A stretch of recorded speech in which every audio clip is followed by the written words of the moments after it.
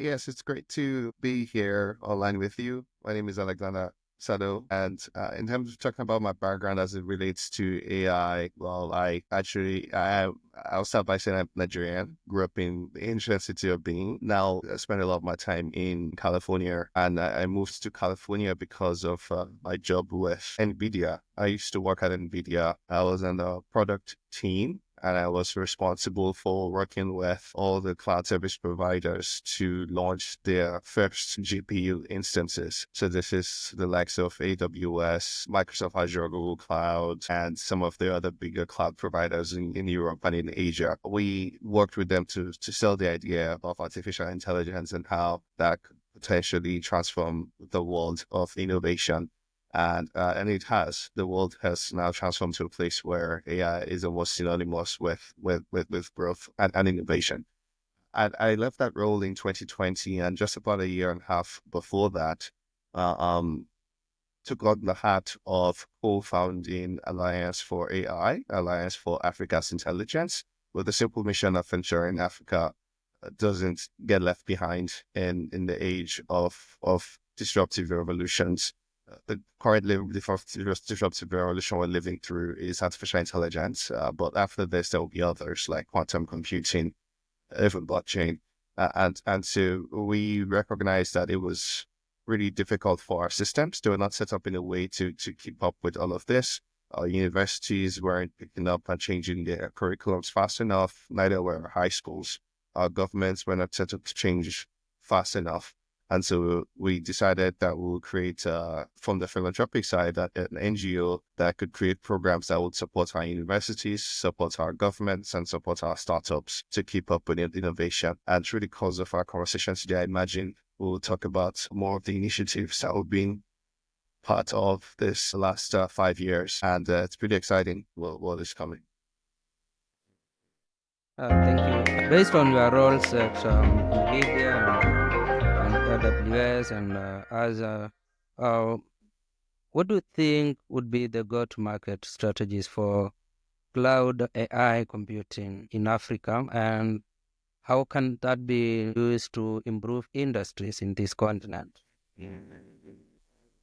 Yes, I will even expand it beyond cloud computing in Africa. I think that the big deal is that we need age of AI to be different from the past age. In the past age, Africa was mostly a consumer of innovation. Africa would usually buy like a lot of the Africa was a source of raw materials where the rest of the world would extract raw materials from Africa, take it outside, do the manufacturing, and then sell the finished product, or sometimes 10 times more expensive, sometimes 100 times more expensive. In the age of AI, we must ensure that that is not the case for several reasons. One is it's just bad economically, but the second is with AI, it's actually worse in terms of harm. When you don't build the solutions that you use in AI, there's a very big chance that the solution has there's a high risk that it can harm you. Why is this? When you design AI solutions, there are several decisions you need to make, from what data do you use to train the AI model to how do you interpret what you are seeing in the data. When you're not the one designing the AI solution, you have blind spots. It's not because you're a bad person. You just have blind spots and aware of the way things affect those people and of its historical issues that they have. For example, even in the United States, where it's almost like ground zero for AI, there was a very bad history of in the hiring space where Black people will not get hired for certain type of jobs, women will not get hired for certain type of jobs like engineering.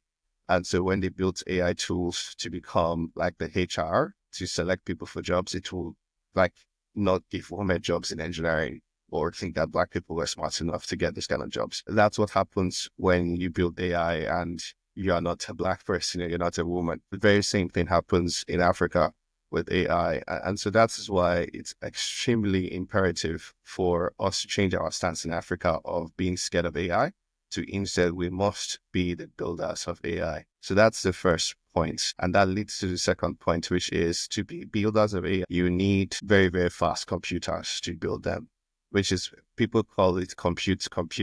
They're just referring to fast computers. And typically fast computers need NVIDIA GPUs, right? 80%, if not more, of AI computers in the world today are powered by NVIDIA GPUs, which is, by the way, where I said I used to work.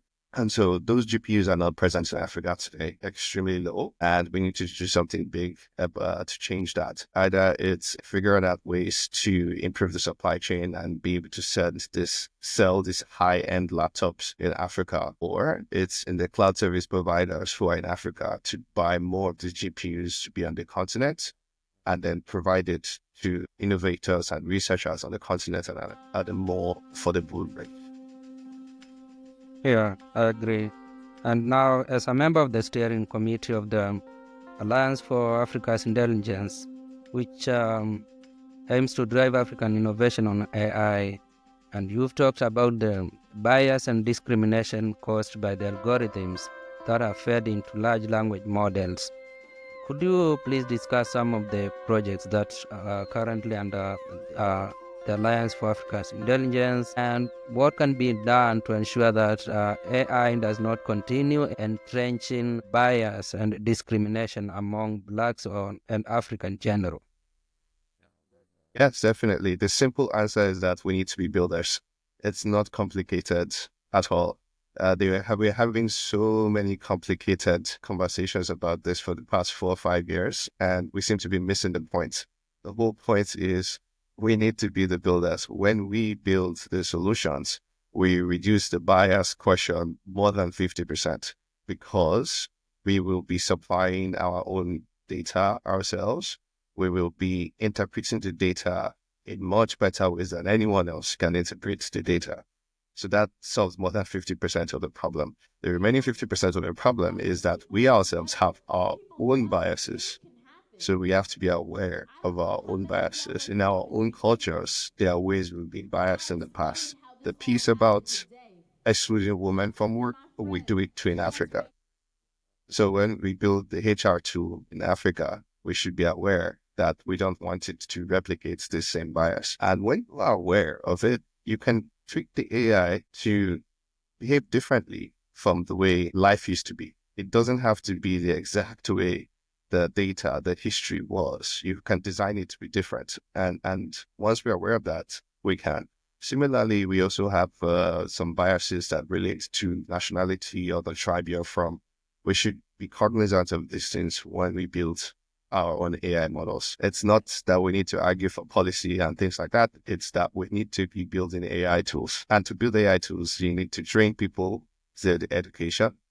You need to provide the fast computers, right?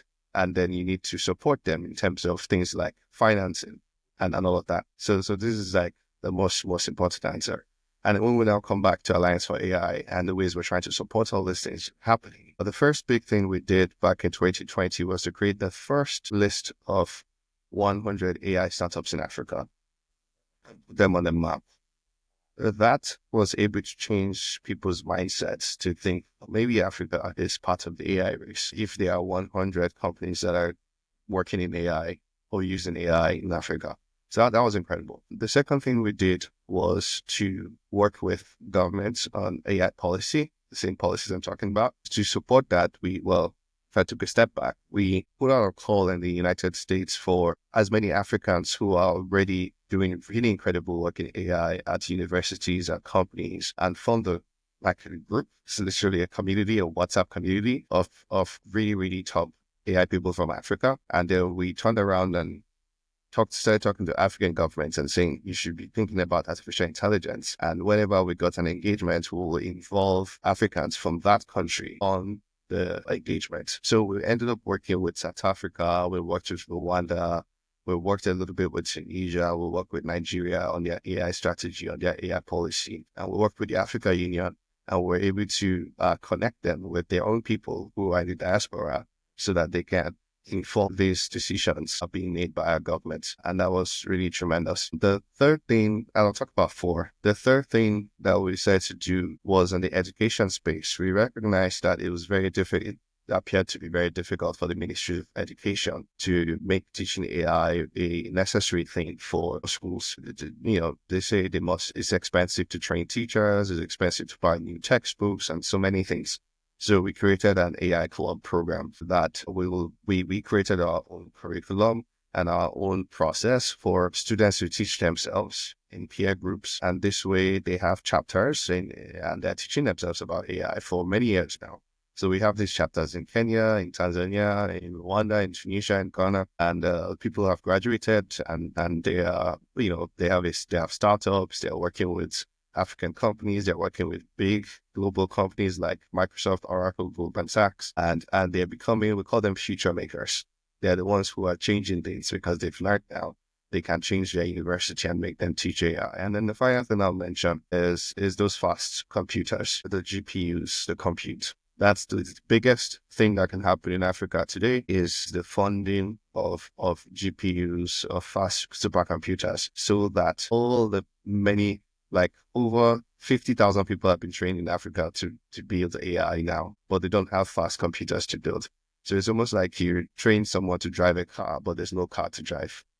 The person has to leave the country. They have to leave the continent because there's no car to drive. And so we need to bring the car to them. We need to bring the fast supercomputers to them. And we hope that project starts to have legs this year. Building our own AI to solve our own problems. Now you're the co-founder of our AI, and you also support the Nzindi project. You've been seeing the work they're doing over the years. What would you say has been the impact on data science in Africa and solving problems from within using our own algorithms? How has been the journey? Yes, there's been massive impact. Zindi.Africa is one of the most important AI organizations on the continent. It's one that really blows people's minds away. When you think of AI in Africa, you think, oh, they're just getting started. There's nothing happening there. So the same way people's minds were blown when they saw the Alliance for AI chart of the first 100 AI companies, that's the same way they are blown when I asked them, how many data scientists do you think are on Zindi platform?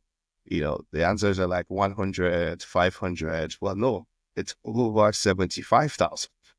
Over 75,000 data scientists on the Zingy platform. And what are they doing there? It's like a competition platform where companies that don't have AI capable people in their employee base or their staff, which is most companies, they can come and host a competition on Zindy. And then the Zindians will compete for a 1 week, 2 weeks, 3 weeks to solve the problem. And then after that time, the company has an AI solution to their problems. And on top of that, they can decide if they want to. First of all, they provide a gift. They provide a prize for winning this. And that prize is typically cheaper than you pay full-time staff to work on a problem. And then secondly, they can decide if they want to hire the team that builds the solutions.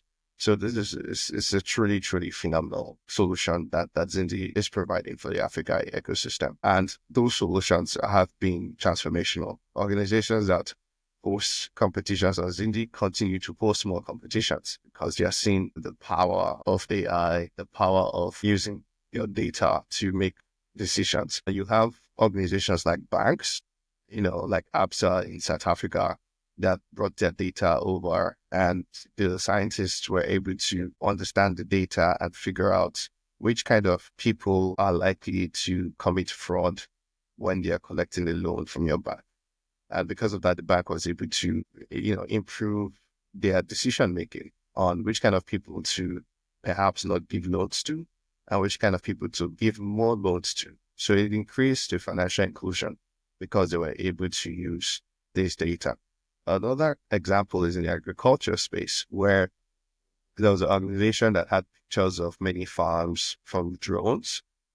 The scientists were able to look at those pictures and start to determine which pictures have plants that have some sort of diseases or pests. That way it can automate the detection of these things a lot earlier, and then make proposals to farmers in small farms and big farms on what kind of solutions they need, whether it's pesticides or different kind of things that they need to use on the farm. These are just simple examples of some of the kind of projects that run on Ziggy. And it's a demonstration of what can happen when we do this at scale, when we're able to provide the kind of funding the scientists need, or we're able to provide the kind of fast supercomputers these scientists need.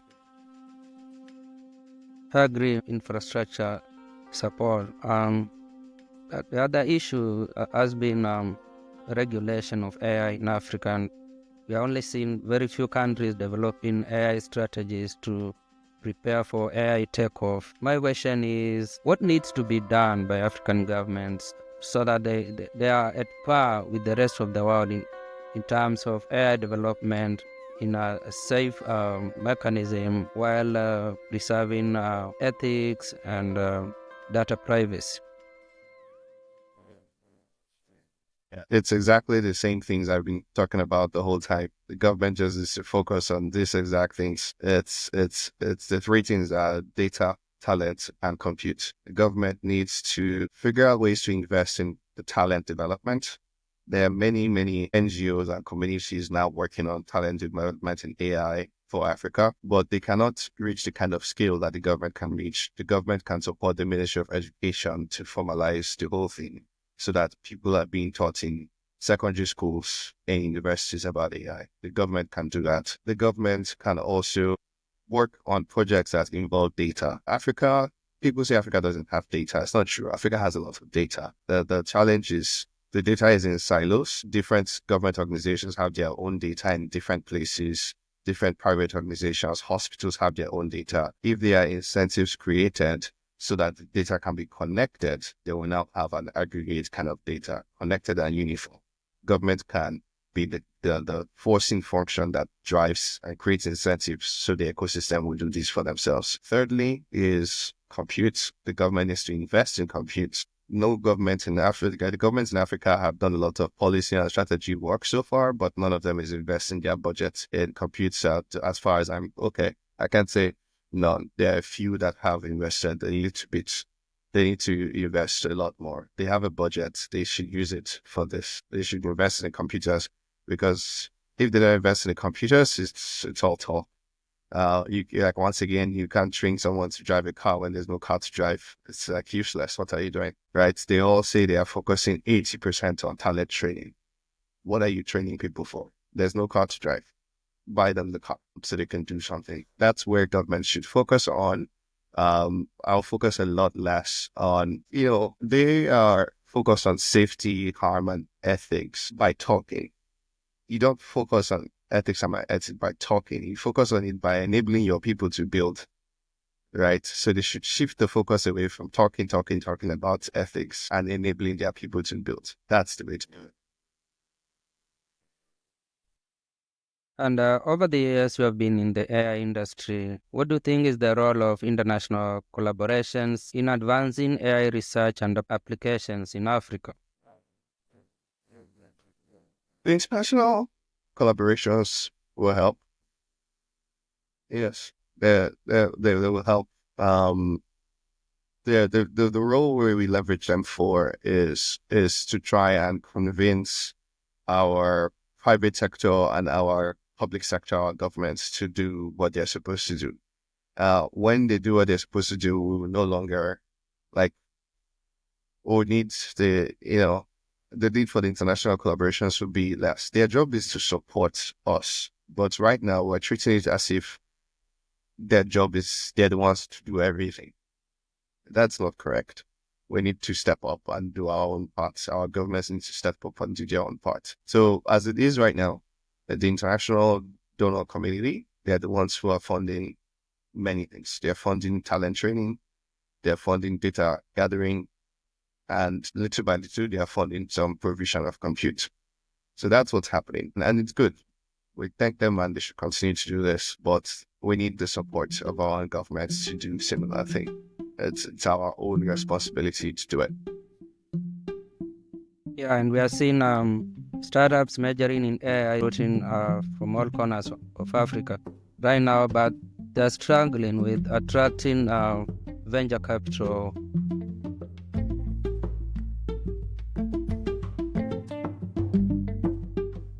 What can be done to ensure that they get to fluid flow of financing, whether from the West or domestic? Yeah, the good thing is it's the same answers to what I mentioned before. The enabling environments created by the government, these startups will have a better chance of building good solutions. And if you have a better chance of building good solutions, venture capital will run to you, right? It will run to you. If venture capital sees that there's more talent to hire, venture capital sees that there's more data to use, venture capital sees that there's more fast supercomputers that are provided in an accessible and affordable way, they know that you can build AI solutions. So they will invest in you. But right now, if they don't see all those three things, it's like a waste of their money. Why are they giving you the money to invest? When they give you the money, you struggle, you can't find people to hire, you can't find data to use, your compute access is extremely expensive. There was a study that was done last year that showed that if you have a data scientist in Kenya, data scientist in Germany, right, for the data scientist in Kenya, it costs 30 times is more expensive, 30 times more expensive to access fast computers than if you're in Germany. So it's better to invest in the startup in Germany, full stop. So this is a very big problem, and our government needs to do something about it. And yeah, that's simply it. Yeah, and what is your idea of a world run by AI, ultimately by robots, holograms, and all these algorithms? What is your ideal world run by AI? I think of it less as a world run by AI and more of AI is just automation. AI is automating things that we already know how to do. And it's humans running things. When you now know how to automate it, you do it faster using AI.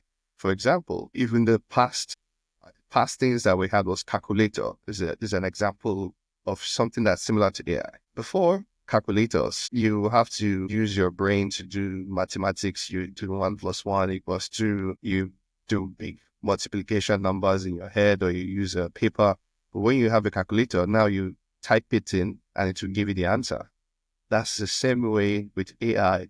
You can now automate things. You can automate things. If you have very, very big questions that you need to ask so you can do your work, you can now ask ChatGPT for the answer, for it to teach you how to think about the answer. And then you get the answer, right?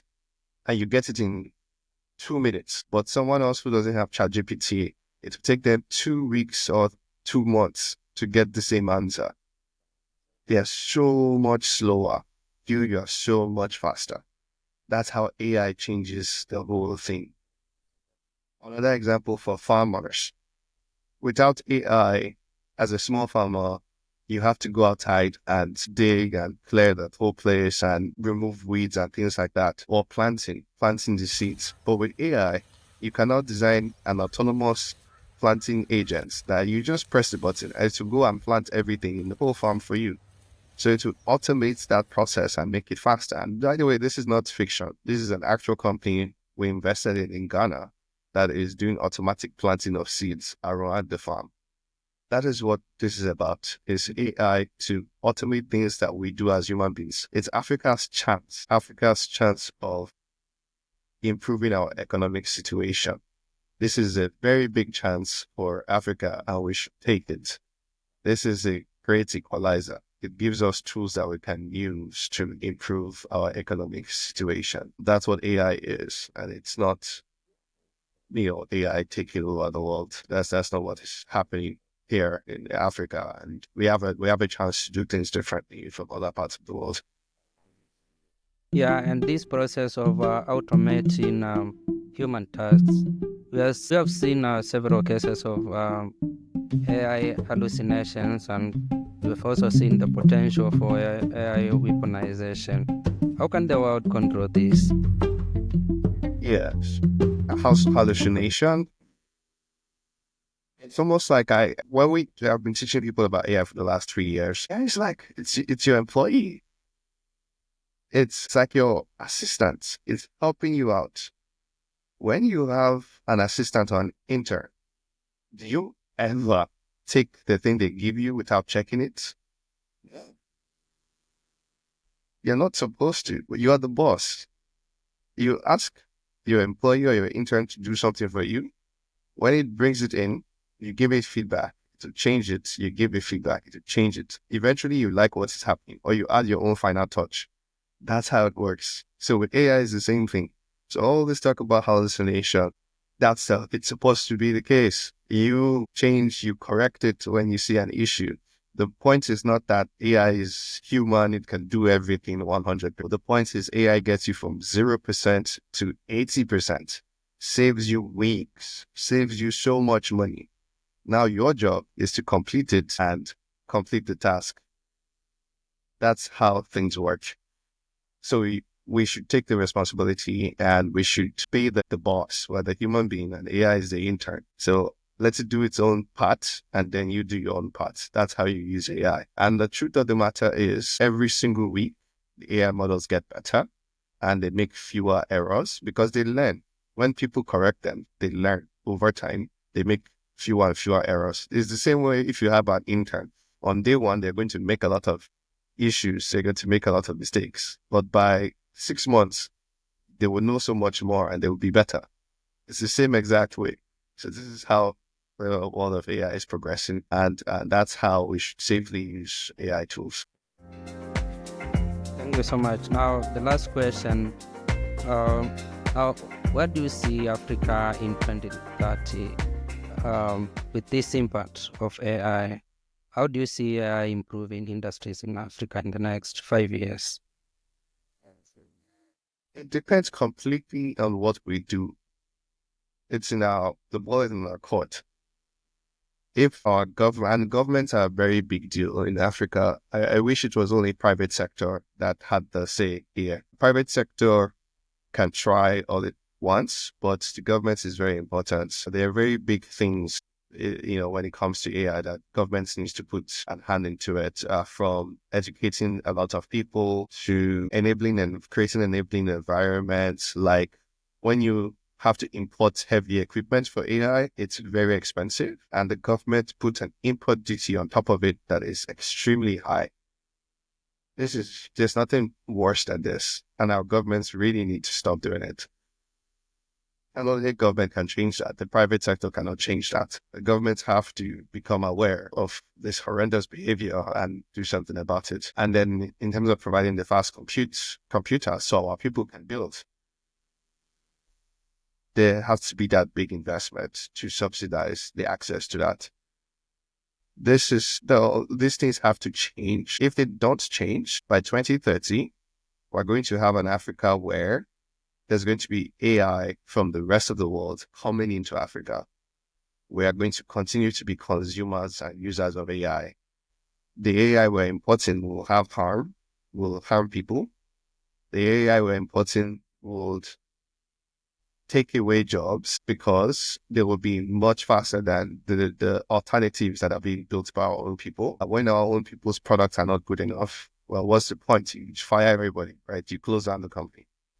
We will lose so many jobs. And this is at the same time when our continent is going to have an explosion of population. We will have the highest population of youth in the world, all with no jobs. That's going to be a very, very terrible future. And that's the future we're going for right now. If we don't change, we have to change. Our governments have to change. Our private sectors have to change and do the opposite, which is when you create this fast supercomputers, when you create this enabling environment, you remove those import taxes. When you train enough people, our people will build AI solutions that solve African problems. These will create new markets that we are not even aware of right now. And they will translate into millions of jobs. We will create millions of jobs because of AI tools that we build. Even in the health space, you can imagine healthcare workers in villages now have smartphones that can answer many medical questions for people in the villages. This would be a job for thousands of people. You would now have people in the creative industry that can use an AI tool to create better stories, create animation, create movies. It reduces the cost of production by more than 100 times if you're running the right application. You now have many more young people who can be more creative and create all this stories and animation of Africa. You have so many jobs across so many industries because you enable the African builders to build. That's the future that I hope we get to by 2030. One where our young people who are of working age have jobs that are created using AI, and we're able to paint Africa in the way that we want to see it. I hope that we